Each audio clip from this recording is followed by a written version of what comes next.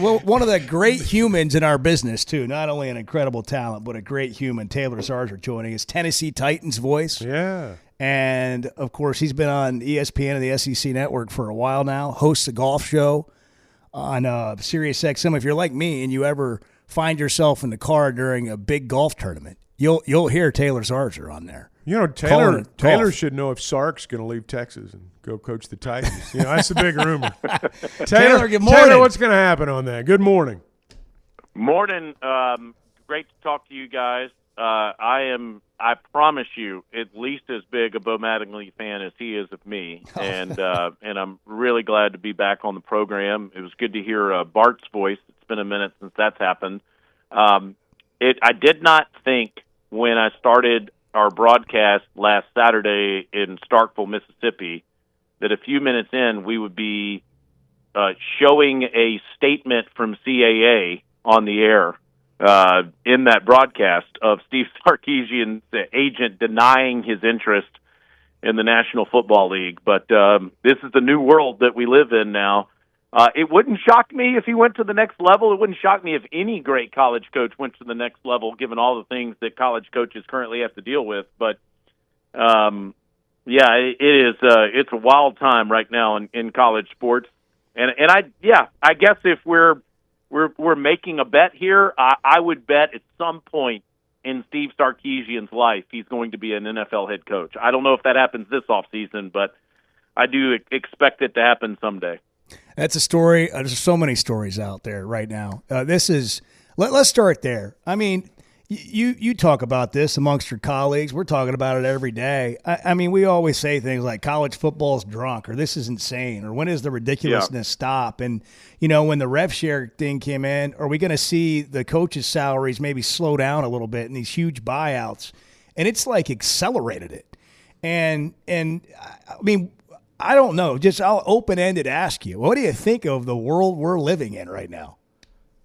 I don't like it. I don't think this is why the four of us fell in love with college football and fell in love with college sports. I don't think that's what this is.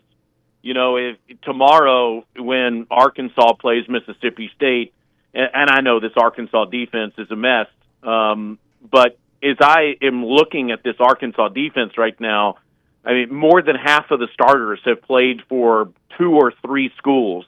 And, you know, you've got Kanai Walker, who went from Louisville to Oklahoma to Arkansas.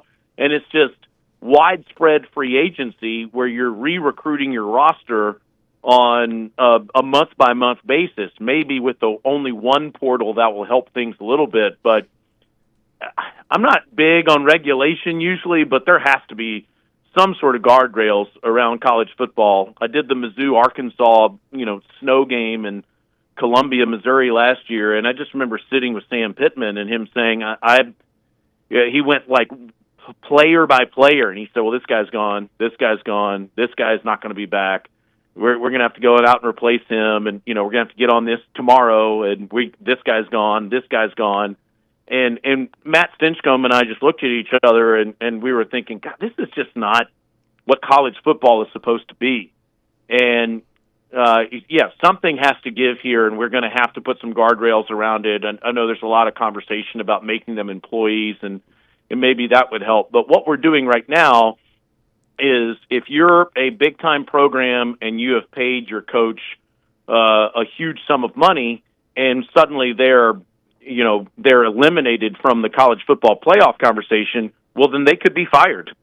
And, you could go from being the national coach of the year or one of the 5, perceived to be one of the 5 to 10 best coaches in college football. If we made a list before the season started and ranked the best coaches in college football, I bet you Brian Kelly and James Franklin would have both been on that top 10 list.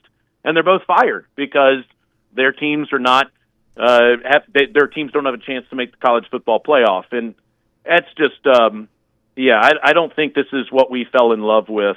But I will tell you this, guys, and I think this is the big factor. Nobody that watches the game on Saturday is thinking about that. They still just love the game, and they're thinking about the 2 schools that are playing each other on Saturday. It has not impacted audience at all. It has not compromised the way that we consume the game. I think that would have to happen for there really to be some instant change. And maybe that's what will happen in order for something to change. But the rest of the conversation and the way the rosters are made and the coaching changes and all of that is not it's not a whole lot of fun to handle. I can tell you that. You're hitting on something there that I think is important. College football, for all the talk that it's going to hell in a handbasket, it's never been more popular with the public than it is right now. I think the transfer portal is like the hot stove league used to be back in the old, it's a pro sports term, but people kept up with free agency and stuff during the offseason. It was like a season in and of itself, and I think the portal is the same thing now. And coaching searches. Yeah. I mean, for all fans, the conversation. For fans, this is fun. It's fun. And I think people eat it up. I don't disagree with you, but I do think that allowing these players to transfer each year to a new place doesn't provide for as good a product. And I do wonder at some point if fans get tired of just the radical changes that you see with rosters each and every year. And, Arkansas in the last 20 years has changed coaches 6 times. And if I'm an Arkansas fan, I've just had enough of all of this. Like this, we're going through this so frequently, and at some point you just want some stability in your program. If I hope that tomorrow is one of the great atmospheres I've ever seen in, Reynolds Razorback Stadium, but I understand if it won't be, and I understand if Arkansas fans are thinking about John Calipari and basketball season right now, and wake me up when this is over and we have a new coach. I can understand their frustration with all of that, and I do think that we need more stability. I'm not saying you have to get rid of all of what you just said, but I do think we need some sort of like minimum requirement. You're going to be here for X amount of years. And I think that if that happens, then that is going to bring more stability around the coaches too. Yeah, like a 2-year contract, something like that. It's an interesting point. Taylor Zarzour will call the game on the SEC Network tomorrow. What do you think about this game? You got 2 teams desperate for a win.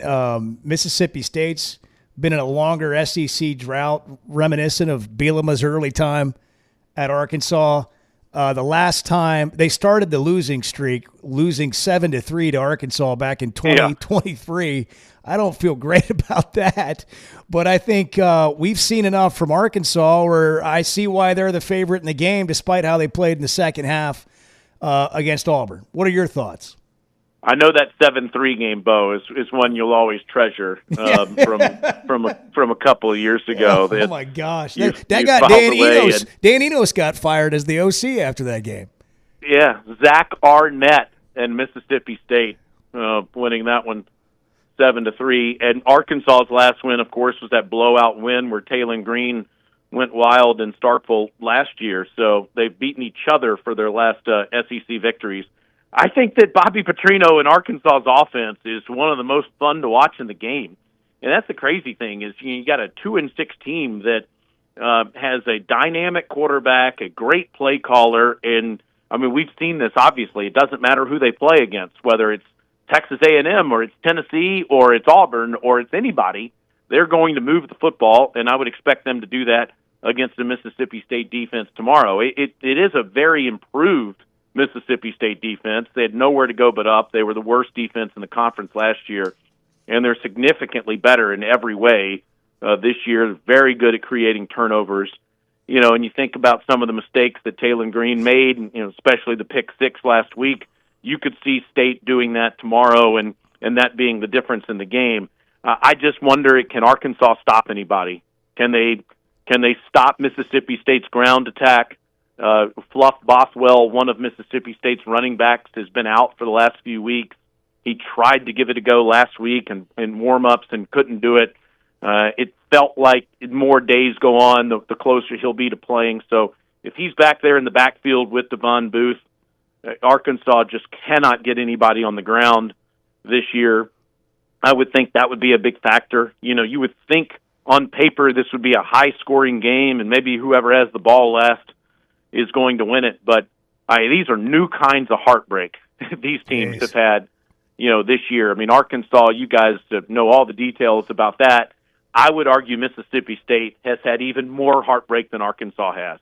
And the way they lost to Tennessee in overtime at home, that defensive tackle dropping back in coverage for Florida and picking off Blake Shapen a couple of weeks ago in the swamp, and then last week to blow a 17-point fourth quarter lead against Texas. It's I think mentally, how do you recover from that is the big question for Mississippi State going into this game. And my buddy Gene Chizik is going to call it with me tomorrow, and we will be peppering Coach Chizik about how you move on from these kind of heartbreaking games that both teams have had.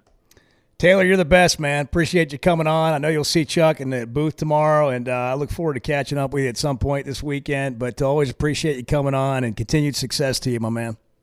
Chuck, I look forward to comparing notes with you, and Bo, you're the absolute best. Everybody is lucky to have you on the radio here in Arkansas, and I really mean that. You're as good as it gets. Thank you, guys. I appreciate you, Thank man. you, Taylor. Thank you.